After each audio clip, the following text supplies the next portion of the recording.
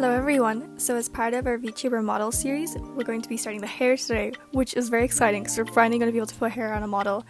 The hair is really not that difficult, okay? As long as you know how to draw hair, you should be able to do this. The main thing you need to look out for when you're drawing the hair is just being able to connect your pieces and also know to draw behind the head, you know, because otherwise it's going to be just a blank slate behind there. So we're back with our little nightmare model. She's actually being upgraded. Look, she has a body now. We went over like the whole chest and neck area in our last video, so if you haven't seen that, check it out. But today we're going to be actually giving her hair, finally. So the main thing with the hair is that you need to just separate it, a lot of it, because if you don't have it separated, it's going to just look, it's not going to move as well, it's not going to look as 3D as, you know, a model should be. So while you might be used to just sort of, you know, drawing a little fringe in, and then you have your little back pieces. Now, if you do that with a VTuber model, it's going to be completely blank if they turn their head, you know? So I'm going to be giving you the tools to how to like separate your hair, but, you know, use any style you want, use any hairstyle you want, use any hair texture you want. For the purpose of this, I'm going to be using sort of a wavy hair texture, but you can make it curly, just use the separations. So the main thing with the hair is that you actually have sort of two main sections. So you have the entire back section, which goes behind the head, and then you have the entire front section, which goes in front of the head. So for this, let's just go with sort of a little bob cut. Let's map out our general shape for the back of the head. So I took that and also put it behind the neck.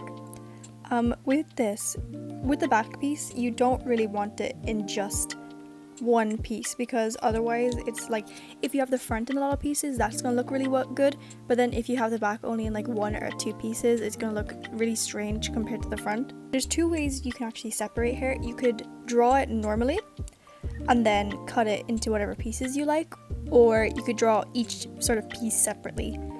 People do whatever they want, you know, like there's a ton of different styles to doing this. Personally, with the back of the hair, I would recommend just making a shape and then cutting it, and then with the front of hair, drawing pieces separately. We're going with a very simple gradient for the hair today.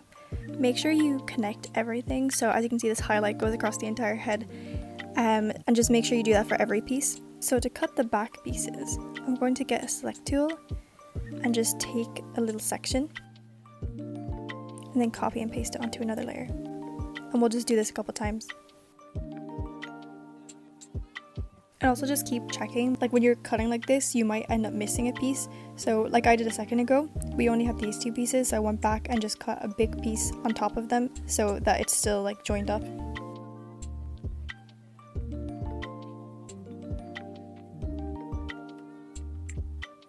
So when I turn off our main layer, we should still have the sort of same shape as before, just in many different pieces, as you can see here. With this, you can keep sort of the main back piece on the layer and then put all of these in front of them, just so when you move it, there's no like blank spaces. And with the back piece, you don't really need the shadow pieces unless your hair is like going in the front, but if you're doing that, clip it. Use a clipping mask and then just use like a multiply layer to add the shadow. So now that we have our back of our hair done in many different sections, here I'll give you an example. So when this is moving in the back, you can see it's going to just sort of sway. Obviously probably a better example when you're actually doing in like live 2D, but it'll move and it actually looks sort of more dynamic because there's more pieces. Let's go onto our front of our hair. So for the front of the hair, as I said, I would recommend doing like the separate pieces and then, you know, making sure they're really connected. So I wouldn't recommend cutting them for the front, but you can if you want. So let's just draw in a little fringe. Now obviously I don't have this sketched out, but if you had this sketched out, it would be a lot easier because you can just follow the pieces. The main thing with the front of the hair is that you want to make sure there's overlapping. So we have that piece in the middle, right? And I'll do it darker color so you can see better.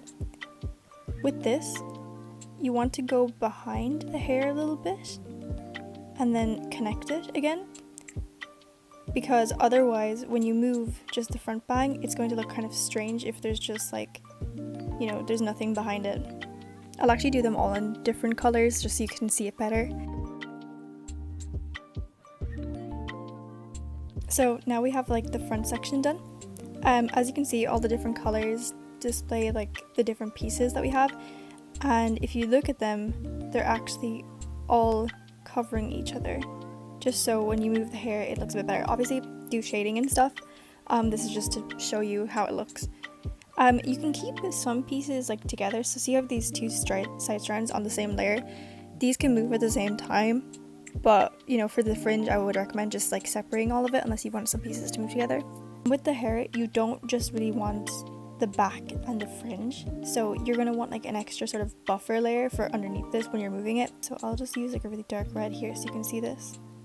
So we have our fringe all in one group, so I'll just turn that off here and we'll go on to making sort of the buffer bit. So this is like what I usually call the hairline piece, but you just sort of want to blend it in to the face, and this piece will be static usually, so you don't want to move this.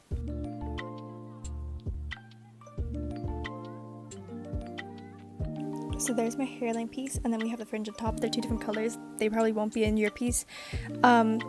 But basically what this does is that when you move the fringe, you won't just like see like a bald head. You'll actually have something that blends it up into the hairline. You can do this however you want. Like some people have it sort of, you know, spiked up, or just sort of this like baby hairstyle, but do whatever you please with it, as always.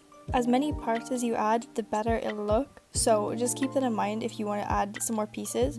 I would recommend adding some sort of like stray pieces down here by the neck area, and obviously you can add sort of like loose strands that move separately, or loose pieces down here that go down onto the shirt. So basically with this, the more pieces that move the better, and you want to keep like some static pieces, which is like this hairline piece right here, so that it doesn't just look strange when it's moving.